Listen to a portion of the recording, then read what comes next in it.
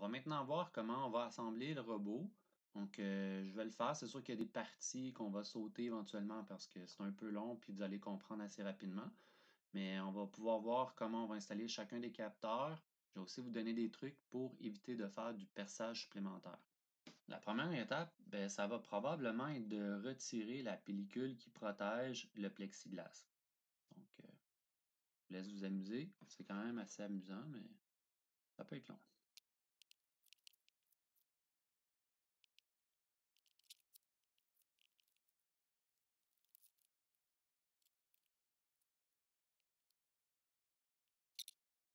Bon, une fois que c'est fait, on peut passer aux prochaines étapes. Donc là, j'ai fait mes 4 plaquettes. Bon, il y a plusieurs choses qu'on va devoir décider comment on va faire pour l'assemblage. Il y a plusieurs possibilités, certaines plus faciles que d'autres. Donc, première chose qui est un peu complexe à installer, c'est le servomoteur. Donc, le servomoteur, bon, il doit aller naturellement à l'avant. Puis là, ben, si vous regardez, il y a deux trous qui sont disponibles. Je vais juste enlever l'autre en dessous. On peut voir là, on a quand même deux ouvertures. L'année passée, ce qu'on avait fait, c'est qu'on avait agrandi le trou un peu pour faire en sorte qu'on avait les trous de montage. Bon, c'est quand même assez complexe comme opération. Puis moi, cette année, ce que je vais probablement opter pour faire, c'est de juste l'installer, le positionner et d'utiliser de la colle chaude. Donc, une fois que ça va être bien collé, ça ne sera pas un problème. Puis en plus, mon fil va être quand même assez facile d'accès pour aller connecter sur la carte de contrôle. Donc, moi, ça m'apparaît comme la solution cette année que je vais utiliser. Donc ça, c'est pour le moteur. Par rapport à la plaquette, c'est pas trop un enjeu parce qu'on peut l'installer dans des trous de la façon dont on voudra bien. Donc c'est sûr que ce qui fait peut-être plus de sens, c'est d'envoyer les prises des capteurs vers l'avant où sera ben, la majorité des capteurs. Donc c'est ce qui fait probablement le plus de sens pour la plupart. Puis d'envoyer justement comme, mettons, la prise USB vers l'arrière, ces choses-là. Les batteries peuvent, on va voir une fois que les plaquettes vont être une par-dessus l'autre, on va voir les batteries peuvent être mises en dessous, entre les deux plaquettes en fait. Donc, on peut aussi s'ajouter un petit velcro pour attacher le boîtier pour facilement le détacher puis changer les batteries quand on veut quand ils sont déchargés ou dépendamment si sont rechargeables ou pas, là, si vous voulez les changer pour d'autres. Pour le reste, pour ce qui est des capteurs, ben, ça, on pourra les fixer à l'avant pour le capteur de ligne. Puis on aura à décider, parce qu'on en a juste deux, qu'on va utiliser sur les roues motrices. Donc, il faut savoir que les roues motrices, si on regarde notre plaquette de contrôle à nous, elle avait été conçue pour un 2 moteurs. Mais c'est pas bien grave. On est capable de fournir suffisamment de milliampères pour alimenter des paires de moteurs. Donc, ce qu'on va faire, c'est qu'on va mettre en parallèle nos moteurs de gauche puis nos moteurs de droite, ce qui va faire en sorte qu'on va utiliser quand même les deux connecteurs qui sont ici, mais les moteurs vont vraiment fonctionner là, tout le temps en égalité. Donc, ça ne sera pas un 4 roues motrices, ça va être un faux 4 roues motrices. On aurait pu faire de quoi d'un peu différent, mais il aurait fallu avoir deux drives, ce qu'on n'a pas, de un, puis de deux, on n'a pas non plus le nombre de pins suffisant pour faire cette gestion-là. Donc, ça nous aurait pris une architecture là, de PCB plus compliquée. Donc, pour garder ça simple, là, on va simplement doubler nos moteurs. Donc, probablement, la première chose à faire, ça va être de monter justement les moteurs.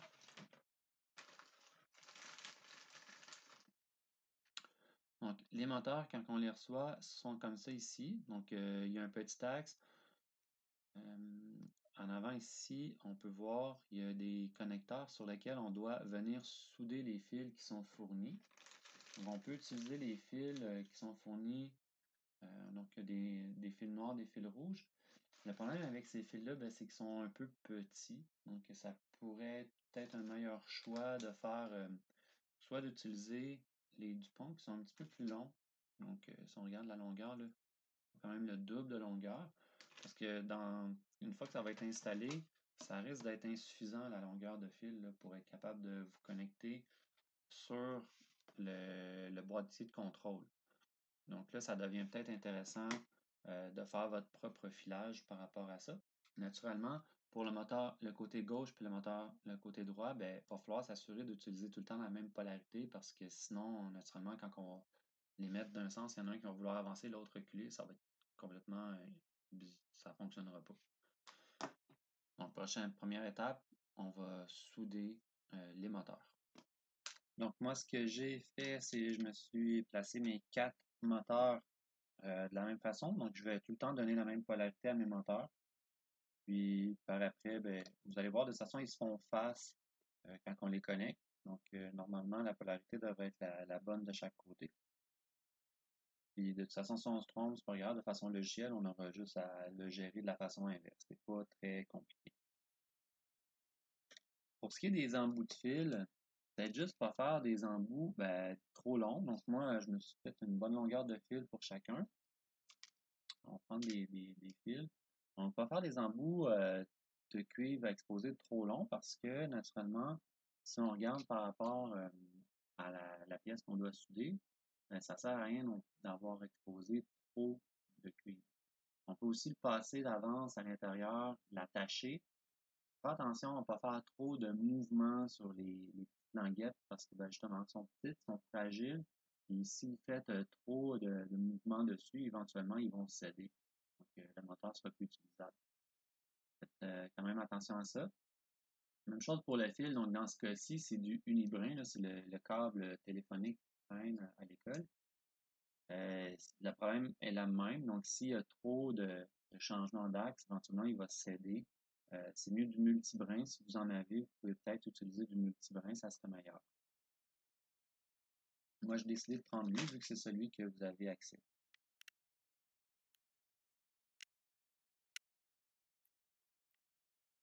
Si vous avez trop dégainé, juste raccourcir, c'est pas compliqué. Donc, toujours pour la soudure, seulement on se souvient, ici j'ai un ventilateur qui est allumé en ce moment, puis qui pointe dans la zone. On essaie d'avoir une zone aérée, ma fenêtre est présentement ouverte. Une pointe bien nettoyée, l'éponge mouillée. Puis bon, j'ai un moteur qui a bougé. Puis moi, mon étang, il y a quand même beaucoup de flux à l'intérieur, j'ai pas besoin d'en rajouter. Mais ça peut être une bonne idée d'utiliser du flux. Là, pour une connexion comme ça,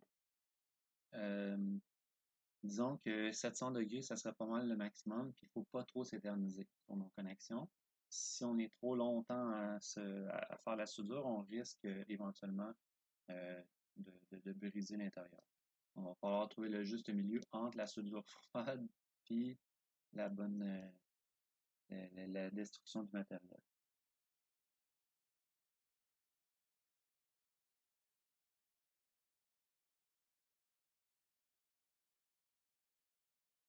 Donc le côté noir est fait. Maintenant, je vais faire mon côté rouge. Donc, ça c'est pour la soudure des moteurs. Donc, dans le kit, vous avez aussi la drive. Si ce n'est pas déjà fait, naturellement, il va falloir la souder.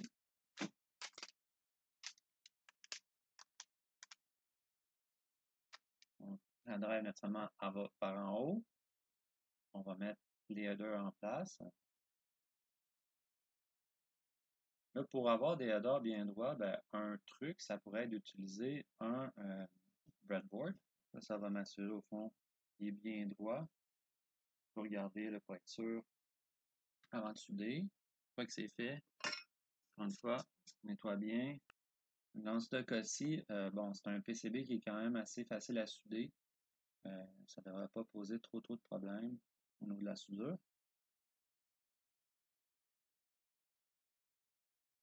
On chauffe, on soude. Chauffe, soude. Des fois, je mets une petite goutte là, juste pour aider à transférer la chaleur. Et après, je me laverai souder.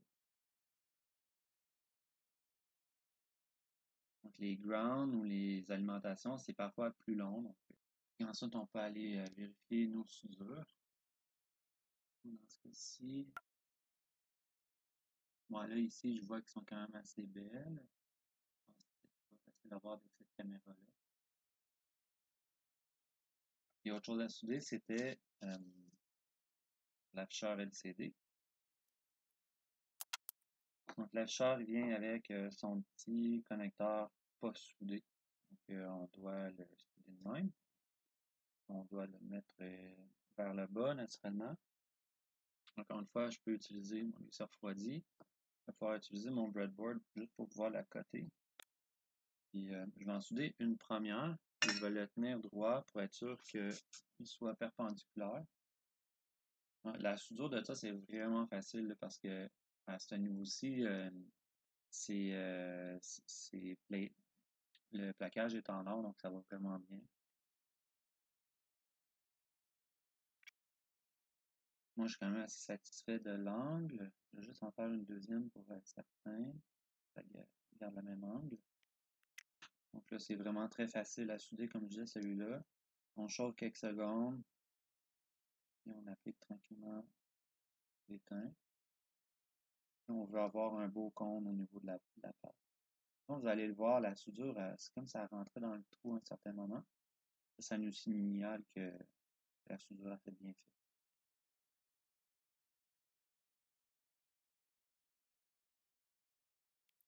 Bon, je pense qu'au niveau soudure, on a terminé. On va éteindre tout ça.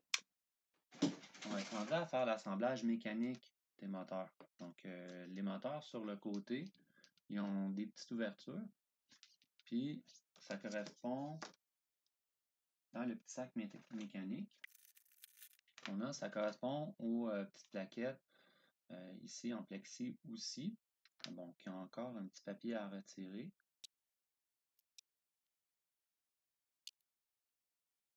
Bon, une fois que c'est fait, donc l'idée c'est que de chaque côté, on va pouvoir mettre les moteurs.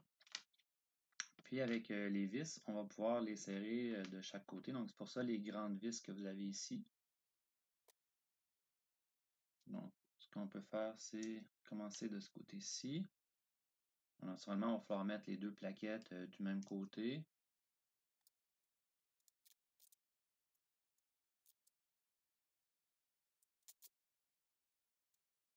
Donc, comme ceci. On va mettre le boulon de l'autre bord. Mais naturellement, avant de faire ça, il faut rentrer le moteur à travers le plexiglas qui va le soutenir. Donc, mon plexi ici. Donc, on va prendre un des plexis, puis on va installer les moteurs dessus.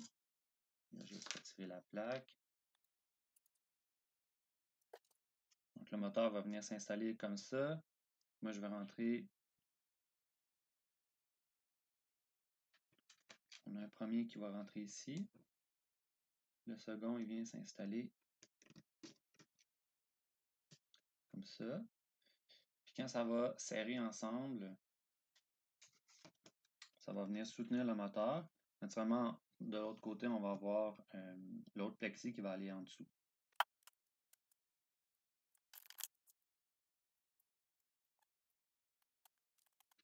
Donc, le truc, c'est au départ de ne pas serrer au complet, juste pour se donner la possibilité de rechanger un peu les axes des éléments. Puis, idéalement aussi, si vous savez déjà dans lesquels des moteurs que vous allez vouloir monitorer, peut-être introduire la roue dentelée pour éventuellement qu'elle soit déjà présente.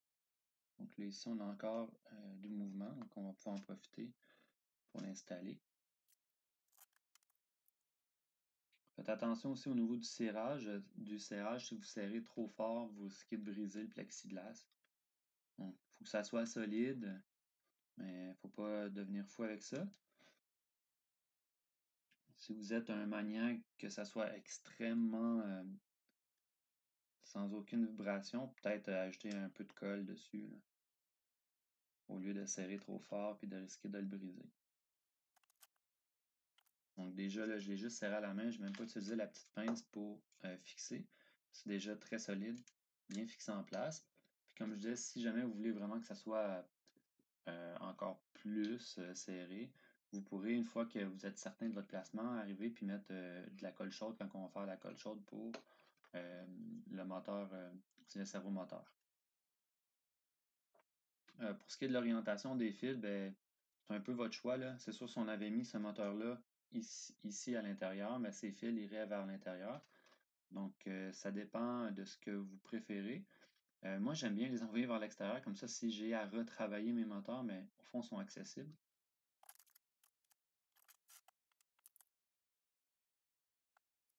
Donc, il me reste à faire la même chose pour les 4 moteurs. Bon, là c'est bien, on a nos moteurs qui sont fixés. Maintenant, on va pouvoir mettre la deuxième épaisseur.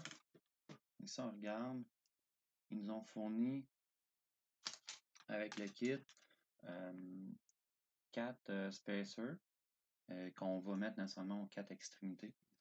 Donc, moi, je vais les envoyer par en haut comme ça.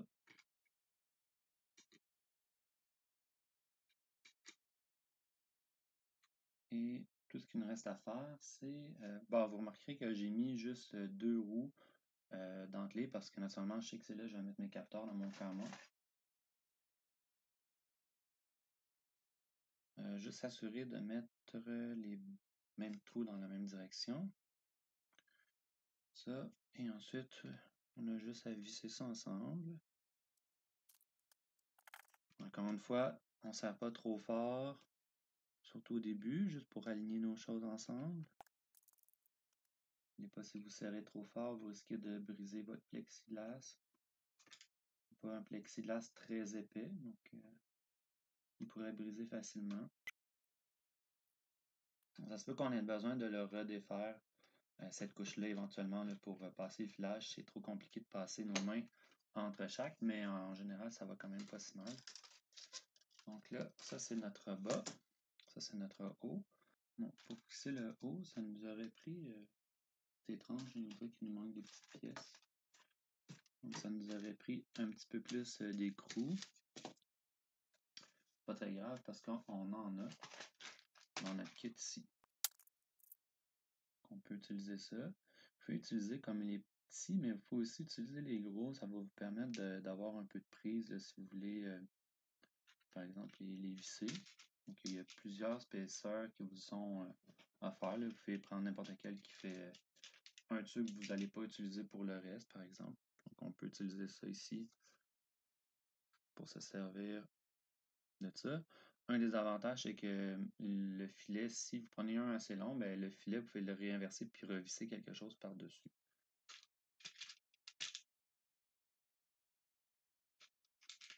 Donc, moi, je vais prendre ceux-là ici. Je ne pense pas les utiliser pour d'autres choses.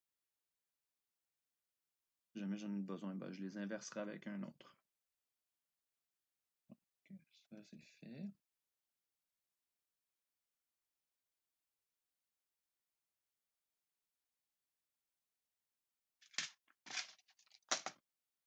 Bien.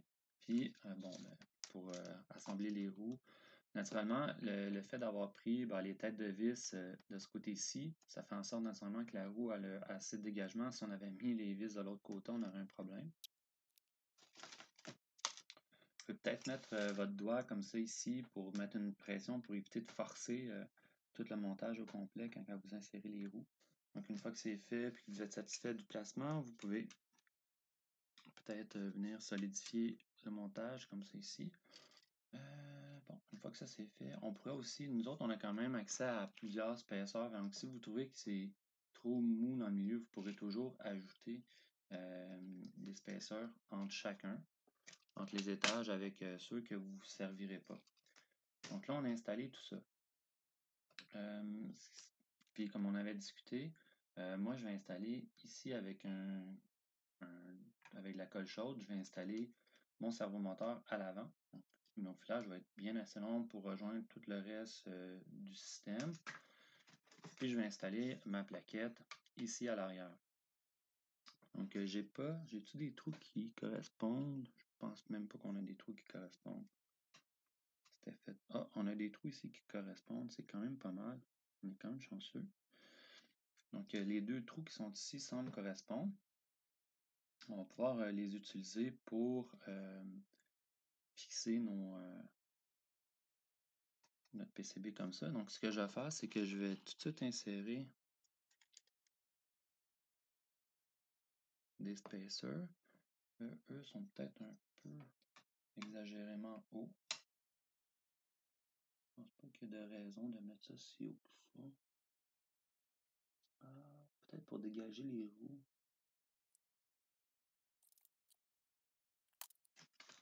Donc, ici, ben là, on voit peut-être pas super bien. Je vais essayer de le placer. Donc, ici, on a des trous. Donc, un trou là, puis un trou ici. Donc, ceux-là vont correspondre avec les deux trous de la plaquette qui vous est fournie. Donc, ce qu'on va faire, c'est qu'on va introduire des spacers à différents endroits pour soulever la plaquette. Parce que si on la met ici, vous allez voir, elle frotte un peu dans les roues. Donc, le but, c'est de la mettre au-dessus des roues un petit peu. Donc, pour ça, je vais commencer avec les plus grands spacers du kit. C'est bon, donc si on la fixe ici, on arrive sur ces trous-là. C'est bon, puis ça dégage les roues. Donc, c'est un peu proche. On pourrait peut-être se donner un peu de jeu, puis rajouter un peu d'auteur à tout ça. Donc, on a beaucoup de spacers. On n'a pas besoin de prendre les plus grands pour la deuxième étape. Donc, on peut les juste en visser une autre partie dans un second spacer. Ça va nous permettre d'aller un petit peu plus haut, juste pour être sûr de dégager la roue, là.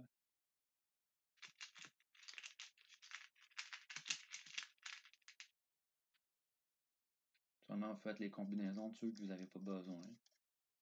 L'objectif d'avoir un kit, justement, pour faire ce qu'on voulait.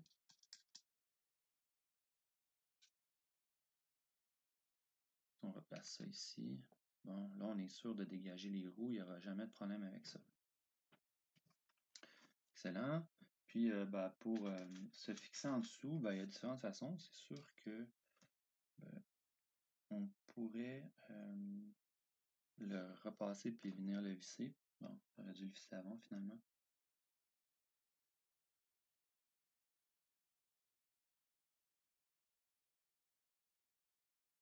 Donc, on recommence. On va dévisser les 4 vis ici du top, puis on va aller visser nos 2 prises. Pour les deux autres, pour les deux autres coins ici de la plaquette, ça va juste être à côté. Donc, vous pouvez mettre une goutte de colle chaude sur un des deux spacers.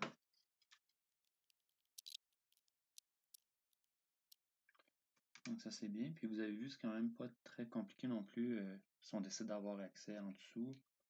Donc, on a fait les 4 vis du dessus, puis on a accès directement. Donc, là, comme on disait, on va fixer ici le servomoteur. C'est sûr qu'il y a d'autres façons que la colle chaude. On pourrait, comme l'année précédente, venir ici couper le matériel pour entrer directement à la tête, puis ensuite percer 2 petits trous. Donc un trou ici et un trou là, pour venir fixer le servomoteur. Donc c'est un peu l'approche qui avait été faite l'année passée. Je vais juste enlever la tête ici. Donc ça, c'est sur un prototype que j'avais fait, mais il était dans la même philosophie que celui à 3 roues. Donc j'avais ici coupé l'intérieur du plastique, percé, pour venir emboîter la tête parfaitement en place. Bon, cette approche-là, elle est plus difficile quand même. Puis, il y a quand même certains risques aussi de briser le plexiglas. Donc, je pense que c'est peut-être une façon plus simple de procéder avec la colle chaude. Donc, moi, je vais installer mon servomoteur de cette façon-ci. Comme ça, le filage s'en vient vers mon contrôleur. Ça va être assez simple.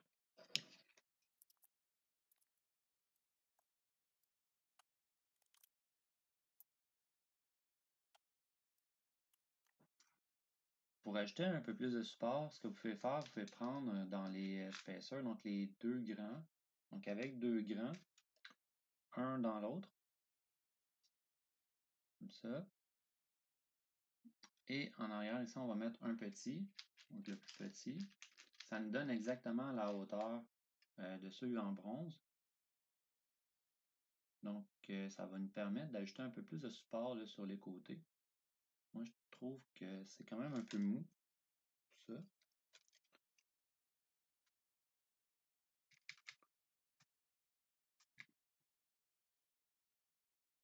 Donc, comme ça, ici, sur les côtés, on va pouvoir ajouter soit sur le bord ou dans le milieu. Moi, je le mets ici dans le milieu, là, comme un 3 points. Là. Ça va plus dans la partie structure.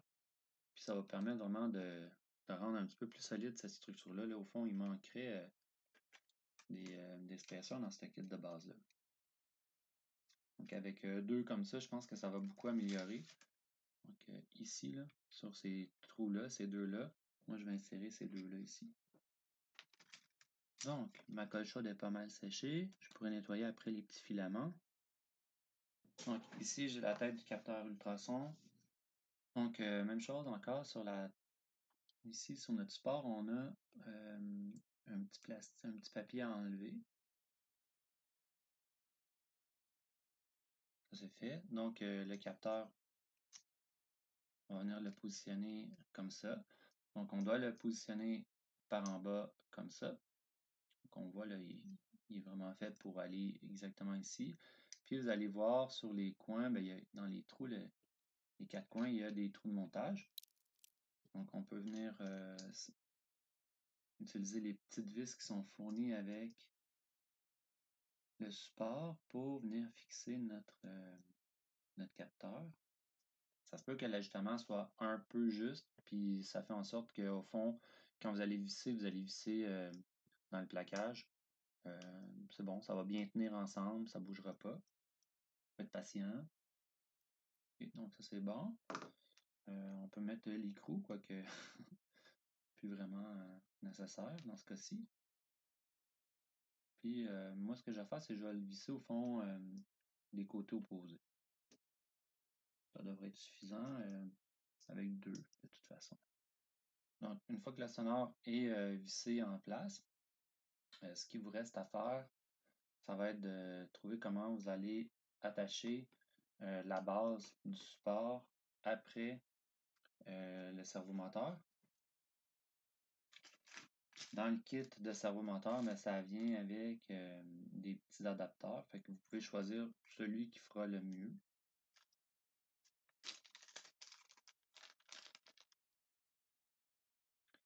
Donc, si on peut regarder ce qui a l'air de vouloir s'attacher correctement. C'est sûr que je pense que ça va être un de ces deux-là. Donc là, on peut y aller encore une fois avec la colle chaude ou on peut utiliser une des vis qui sont fournies. Dans mon cas, moi, je vais prendre les vis qui sont fournies. Donc, une fois que c'est fait, donc ça va vous donner une base que vous allez pouvoir fixer sur le servomoteur.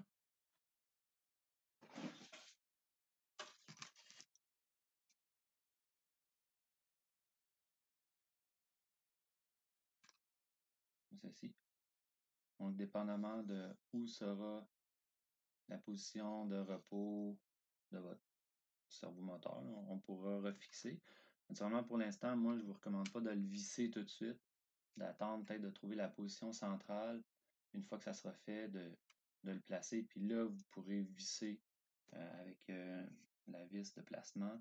Vous pouvez arriver puis visser vraiment comme en place votre servomoteur pour qu'il soit fixe. Mais pour l'instant, moi, j'irai vraiment avec une solution là, puisque là, on accepte là, que c'est juste à côté pour le moment. Donc ça, c'est pour le servomoteur avec le capteur sonore. On a fait ça. Là, naturellement, bon, le LCD, on figure que sur le PCB, il va aller ici.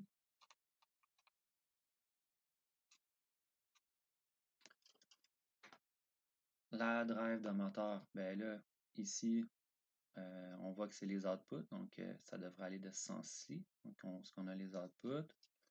D'ailleurs, la pin 1 est identifiée dessus.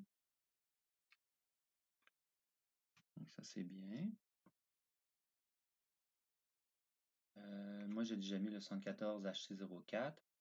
Ça, c'est le connecteur du JTAG. Le HC06, on est ici. Ou HC05, dépendamment de celui que vous avez pris. Donc, juste faire attention au pin-out. Donc, 5 volts ground TXRX. Donc, 5 volts ground, c'est de ce côté-ci que ça va être connecté. Comme ceci. Et potentiellement, on pourra les ajuster. Puis là, au fond ici, on a toutes les connexions pour nos capteurs. Bon, les capteurs, on a plusieurs choix. les capteurs d'encodage de roues, moi, je serais tenté, étant donné qu'on a quand même de l'espace en dessous de la carte, je serais tenté d'aller mettre mes capteurs de roues en dessous pour dégager la zone qui est ici visuellement. Donc sinon, ça risque d'être lourd pour rien. Mais bon, si jamais c'est pas ça que vous décidez de faire, parce qu'au fond, on peut envoyer les fils par en avant. Sauf que naturellement, il va falloir redéfaire nos deux points d'attache ici. On a juste besoin de 2 points d'attache pour lui ici. Donc les capteurs de ligne, ce qu'on va vouloir faire au fond, c'est les envoyer vers le bas pour faire en sorte qu'on va pouvoir détecter la ligne. Puis comme vous voyez, ce qui est intéressant, c'est que on a une bande quand même assez longue ici. Là. Je sais pas si on la voit comme ça, ouais. Donc on a vraiment une bande d'ajustement assez longue. Donc on peut s'essayer de mettre nos deux capteurs aux deux extrémités, puis éventuellement on pourra jouer avec la distance entre les deux pour s'ajuster plus proche de notre bande noire au sol, puis faire des tests avec ça là, éventuellement. Et je vais prendre les plus petits spacers, puis je vais mettre au fond en dessous avec une vis de plastique. Comme ça. Le spacer. La vis, le spacer. Je vais pouvoir déplacer au fond le spacer en dessous. D'après moi, pour la hauteur, on va être correct. Puis on se rappelle, on a un potentiomètre. On a un potentiomètre pour ajouter la sensibilité. Donc on pourra toujours faire des tests pour trouver ce qui fait le mieux. De toute façon, ça se déplace assez bien aussi par après. J'installe ça vers le bas. Et j'utilise j'utilise la plus petite qui est ici pour faire la tâche par en dessous.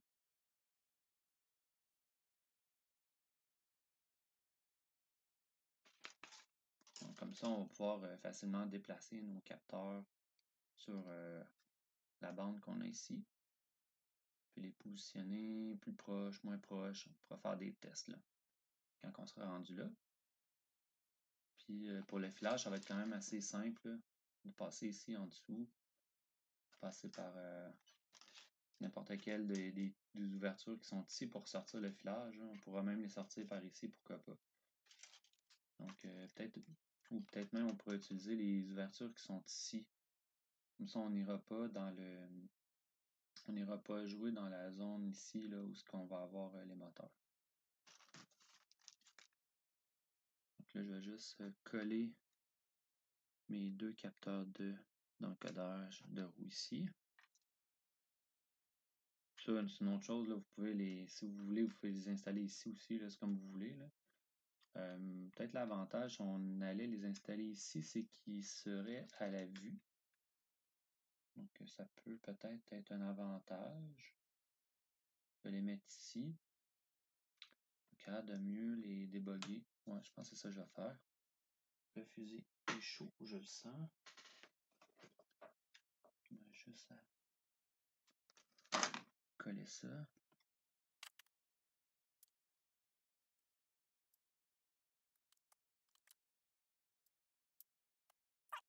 Les encodeurs sont collés. Donc ça nous donne une petite idée là, de toutes les connexions qu'on a. Il va nous rester à passer les fils là, entre nos connecteurs et notre plaquette. Installer notre Arduino en place. Donc moi, ça c'est mon Arduino de l'année passée.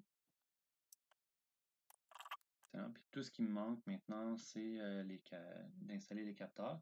Donc, pour ce qui est du servomoteur, c'est mâle, puis là, ici, c'est femelle à femelle.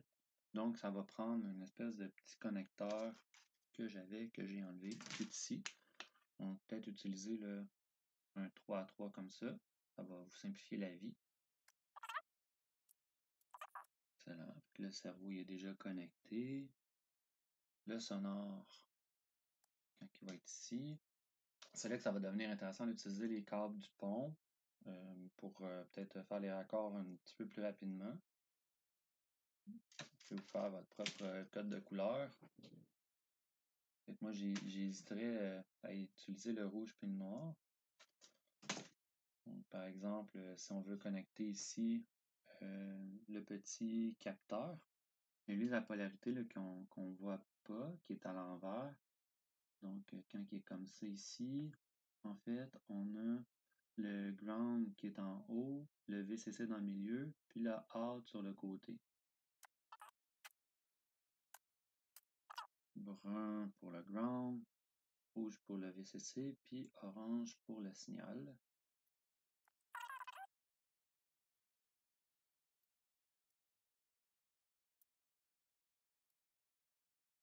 Donc ça me fait un des capteurs.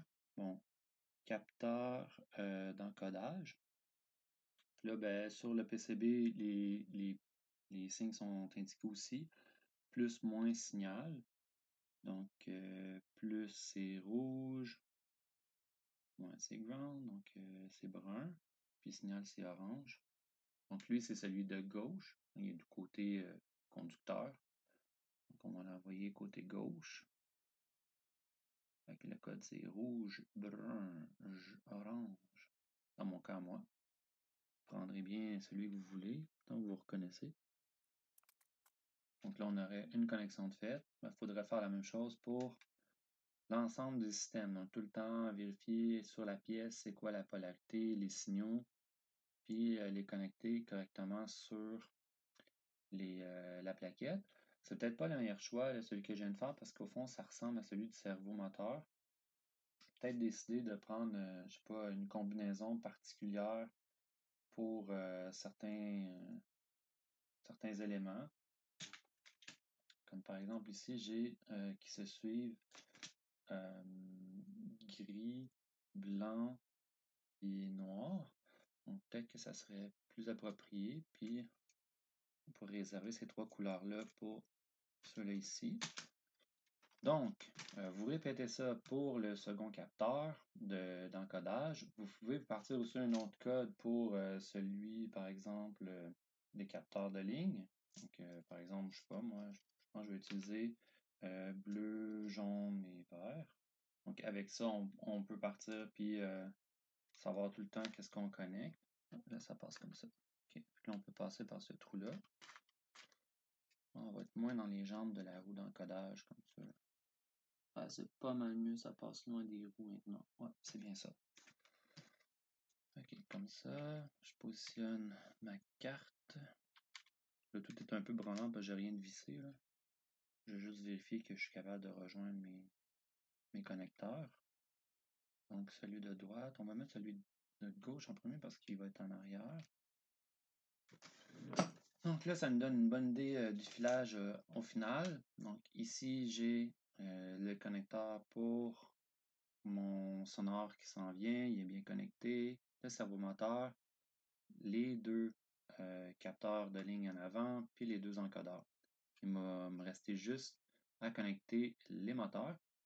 Puis naturellement, pour connecter les moteurs, il faudrait d'abord vérifier la polarité, et ainsi de suite. Il va aussi rester le fusible à souder sur le battery pack.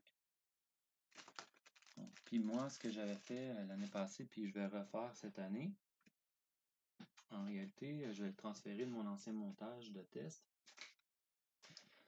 C'est que moi, je m'étais installé aussi un petit bouton. Là, si vous avez un bouton qui traîne chez vous, donc moi, je vais m'installer un petit bouton en arrière ici. C'est quand même pratique au lieu de branche les choses. Puis, j'ai probablement aussi utilisé des batteries lithium-ion. Donc, ils permettent d'atteindre sont 3,7 chaque, là, ça dépend des kits que vous avez. Donc, moi, ça m'évite de recharger. Là, avec ceux-là, je suis bon pour probablement toute la session au complet d'un seul coup.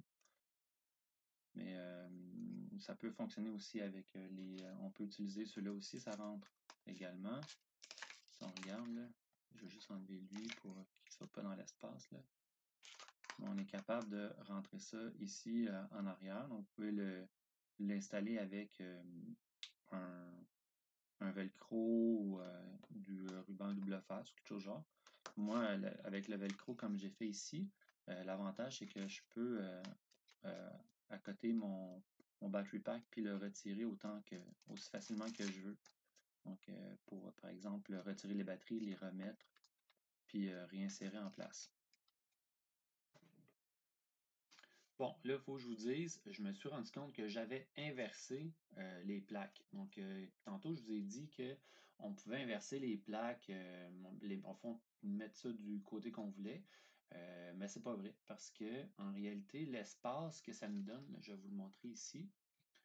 Donc, l'espace qu'on a, comme ça on voit bien, entre le moteur, puis donc la roue dentelée et le capteur. Bon, c'est noir sur noir, là, donc on ne voit pas nécessairement bien, mais le capteur, il est ici, en bas. Donc, quand on met de l'autre côté, on se ramasse au fond que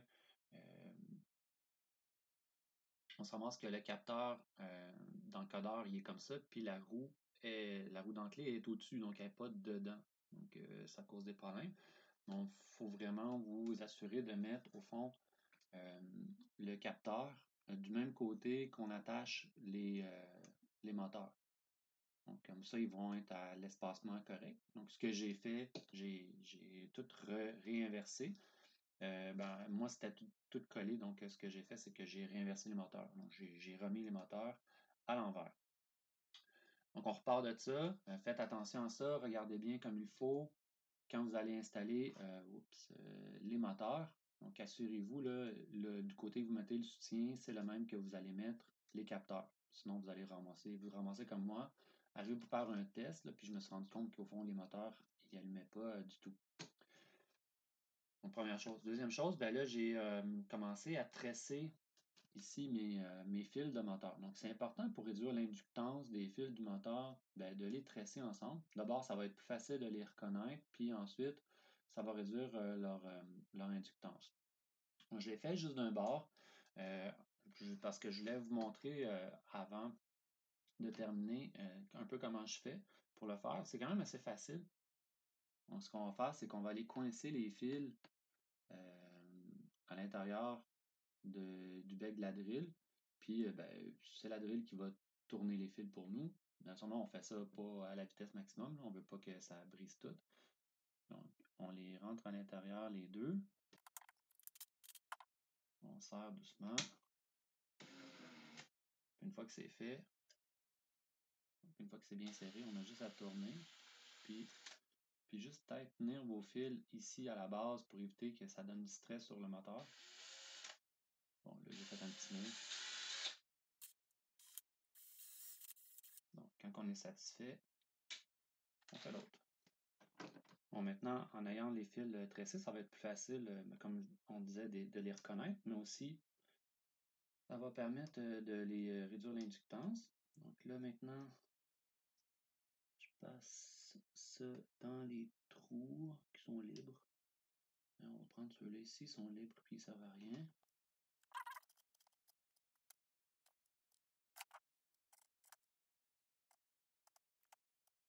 Une fois que c'est fait, ça, en plus, ça va peut-être réduire un peu le stress sur les connexions qu'on a soudées. Bon, moi, mes fils sont vraiment super longs pour rien de ce côté-ci. C'est dommage. C'est l'inverse de l'autre côté. Donc, je pense que je vais juste les réduire parce que ça me donne rien que ça soit si long que ça.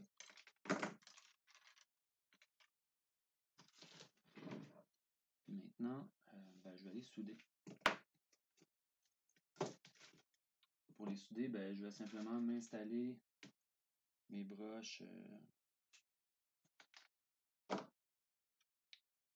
Je vais installer un header en place.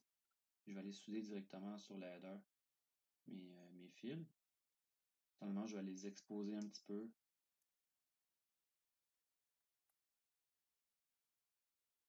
Puis, comme je l'avais dit, le fait de mettre tout le temps la même ordre sur les fils, donc c'est sûr qu'il n'y a pas de polarité, mais si on les met tout le temps dans le même ordre, le rouge puis le noir, l'avantage qu'on a, c'est on oriente bien les moteurs. Donc, comme là, je les ai orientés pour qu'ils soient tout le temps face vers l'extérieur. Fait que le fait qu'ils soient un face à l'autre, le fait qu'ils soient un face à l'autre, mais comme à l'envers, ça fait en sorte que la polarité inverse ici, c'est pas grave, ça reste la même. Donc, quand que je vais tourner, par exemple, si la roue d'en avant tourne dans un sens, mais la même polarité en arrière va faire tourner dans le même sens. Donc, c'est correct, on peut les souder, les noirs ensemble, les rouges ensemble, il n'y aura pas de problème.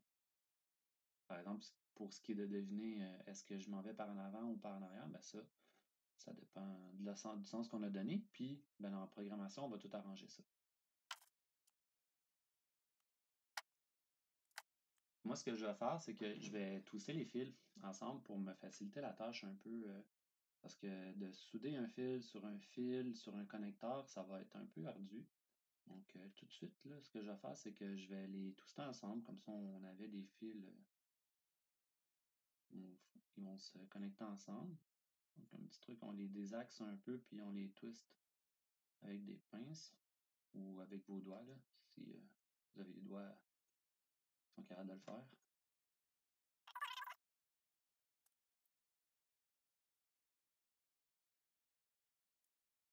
Donc, c'est fait pour eux. On fait la même chose pour l'autre côté.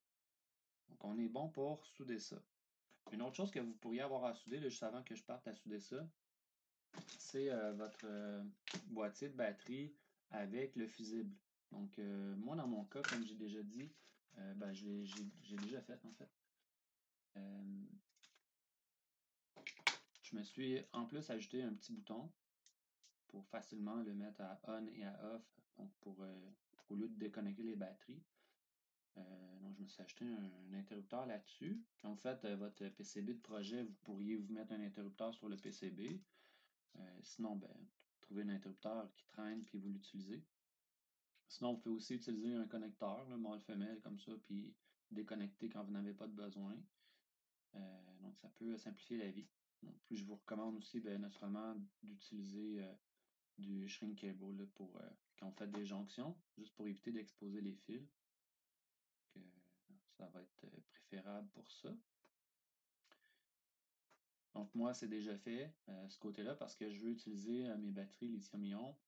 Donc là, je vais souder mes connecteurs. Ça devrait être la dernière soudure. Il me semble que ça devrait être la dernière soudure. J'espère que ça va être la dernière soudure. Je suis un peu tanné de souder. Donc, toutes mes connexions ici sont faites vers mes capteurs. Ici, normalement, on est, on est supposé avoir le HC06. Mais là, pour un certain temps, on va avoir le câble USB à série qui va permettre de faire le développement. Ça va nous permettre aussi de faire quelques petites vérifications tout de suite. Donc là, en ce moment, les roues tournent dans le même sens dans les deux camps. Là, naturellement, ça tourne quand même assez vite. Avec à l'œil, on est capable de voir les lumières clignotées pour les roues dans le fil. On peut aussi voir naturellement le capteur de proximité ici qui détecte quand j'approche ma main. Même chose de l'autre côté. Donc, il nous reste juste à mettre un logiciel à l'intérieur de tout ça. Ce que je vais faire, c'est que je vais surélever la petite voiture, comme ça. Puis, au fond, pour le montage, je vais juste éteindre les moteurs. Puis, pour redonner notre forme d'alimentation. Naturellement, pour un certain temps, tous mes tests vont être faits avec pour un moment, tous mes tests vont être faits avec le câble USB. Je vais juste surélever le véhicule, mais quand je vais vouloir faire des tests, j'aurai juste à mettre la batterie. Donc, la batterie, moi, elle ne rentre pas en dessous, mais elle rentre ici entre les deux. Ce que je vais faire, c'est ajouter une petite plaque de velcro pour que ça vienne juste pas bouger quand je l'installe. Puis, je vais probablement attacher mon bouton ici à l'arrière avec une tie wrap ou juste le mettre dans la colle chaude. Ça va faire un petit bouton là, pour ouvrir, fermer l'alimentation de la batterie.